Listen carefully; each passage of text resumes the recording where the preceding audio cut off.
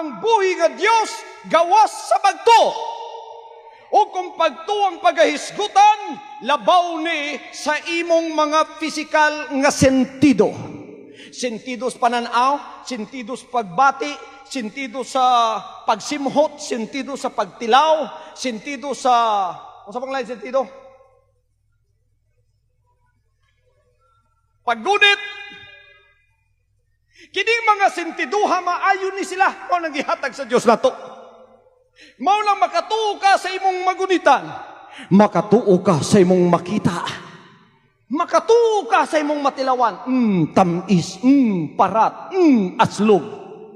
Makatuo ka sa imong makita. Wow, gwapo, gwapa, anindot, patsada. Makatuo ka kay makita man. Makatuo ka kay magunitan man. Makatuo ka kay matilawan man. Makatuo ka kay masimhot man. Baho kayo. Humot kayo. Makatuo ka kay imo mang ma-eksperyensya pinaagi sa imong 5 ka sentido.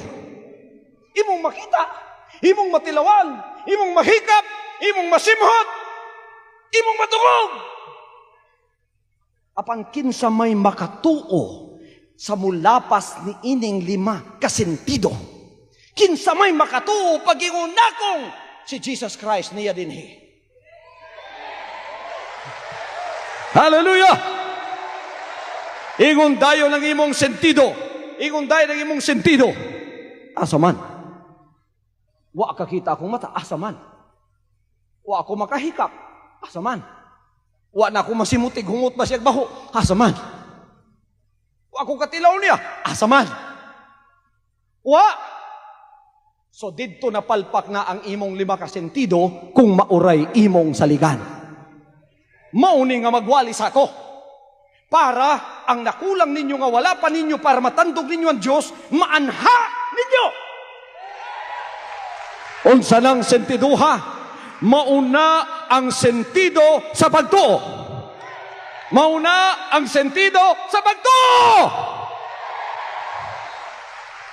The sense of faith goes beyond the natural senses.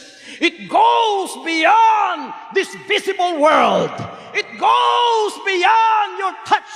It goes beyond your sight. It goes beyond your hearing. It goes beyond this material and physical world. It goes beyond that.